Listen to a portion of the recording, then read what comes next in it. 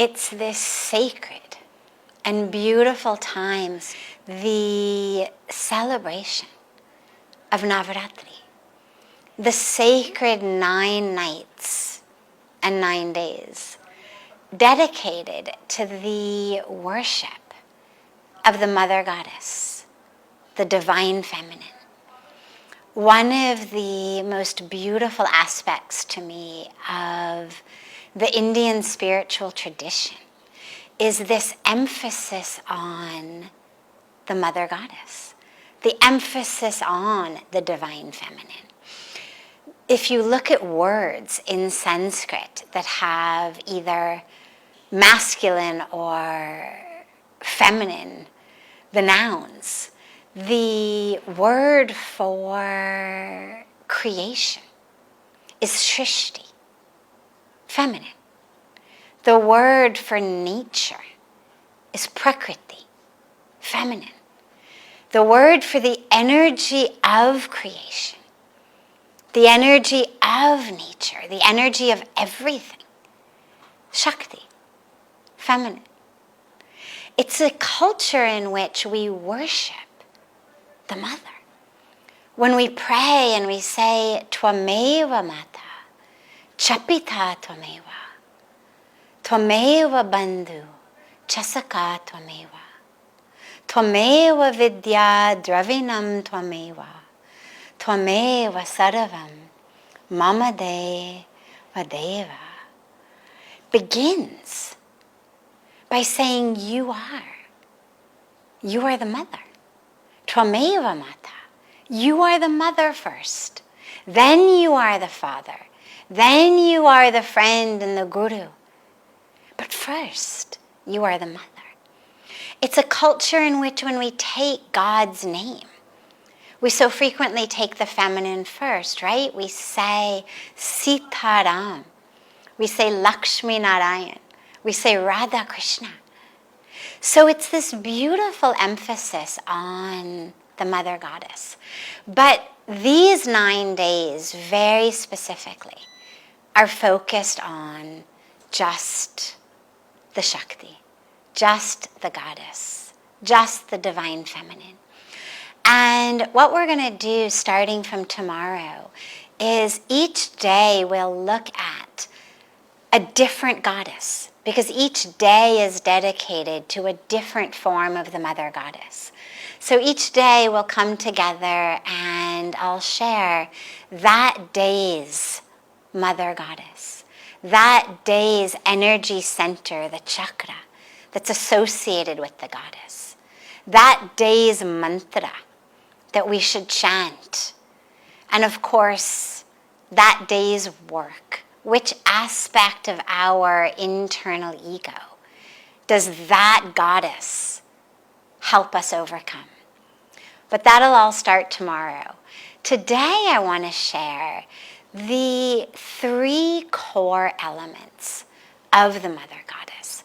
Because during the 9 days, the days are divided into the first 3 days are worship of the goddess in the form of Maa Durga. Now, Maa Durga, or sometimes known and seen and worshipped as Maa Kali, is that form of the divine that is fiery and ferocious and fierce. That form that annihilates everything within us that isn't conducive to our spiritual practice. So for the first 3 days as we worship Maa Durga, it's a prayer to that divine remover of all of that which is old, which is stale, which is keeping us stuck and holding us back. Our egos, our anger, our grudges, our attachment to stories from our past, our attachment to false identities, all of the ways that we falsely identify as this body, this role, this story, this race, this religion. this career, this amount of wealth, this beauty, that's all false self. It's what we would call agyan, avidya, ignorance. And before we can really open up to the blessings of the Mother Goddess, we have to have that which is not real washed away. We have to be purified. It's like if you're going to have a special guest come home. Well, first you're going to clean the house. Before you can welcome this beautiful guest, you want to make sure that everything is clean. And in much of the same way, not exactly, because the Mother Goddess is not a guest. She is that core energy of who we are. But nonetheless, in a similar way, these first 3 days are about purification of our mind, of our heart, of our way of thinking and moving through the world, so that our hearts, our minds, our lives are these spacious, clean, clear places into which that presence of the Mother Goddess comes. The second 3 days are dedicated to the worship of the Goddess in the form of Lakshmi. Now, Lakshmi is seen as the goddess of prosperity. She's the one worshipped on the day of Diwali, the festival of light. But she's not just prosperity in the form of money. She's not the goddess of cash or coins or rupee bills or dollar bills or euro bills. She's the goddess of real prosperity, which actually has nothing to do with how much we have and everything to do with how we feel about what we have. You could have millions or billions, but if in your mind you feel like you're lacking in some way, if there isn't peace, if there isn't joy, if there isn't love, if there isn't satisfaction, if there isn't an experience of wholeness and fullness and completeness, well then essentially you're poor because you're lacking, you're empty. And you may have very little financially, but if your heart is full with love, with joy, with devotion, well then you are rich. So Lakshmi is the goddess of real prosperity. And it doesn't mean that she can't help us in things of the world. She can.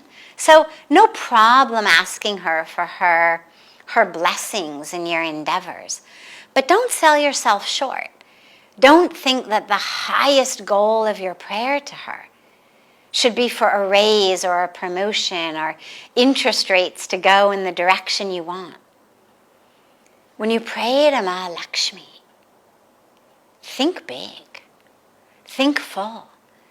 What we want is that prosperity in which in every minute and every moment we know that we are full.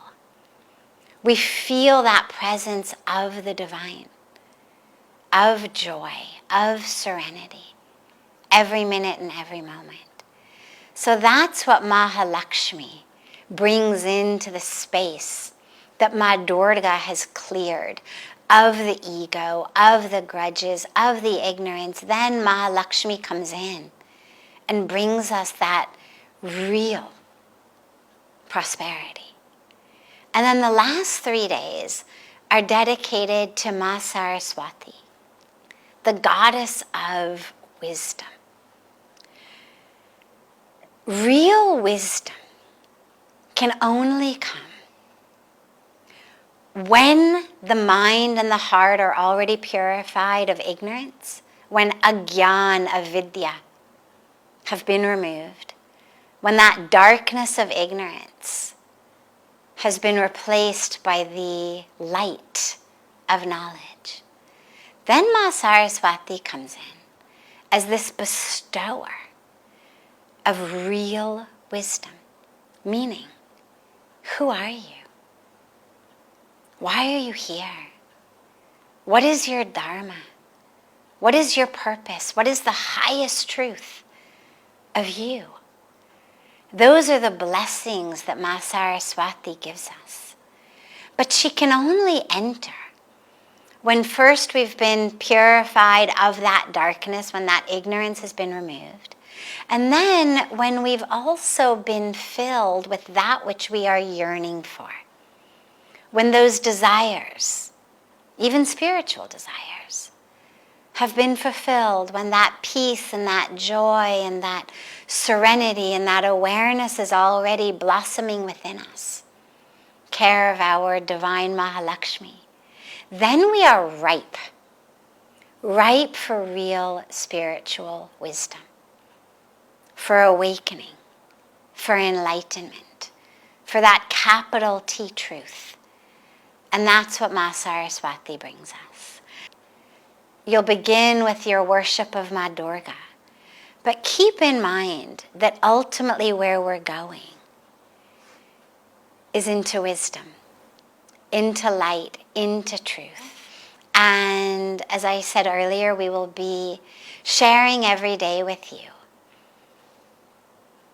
a mantra of the day, a chakra to focus and meditate upon, teachings and blessings of the goddess of that day, what we can learn each day.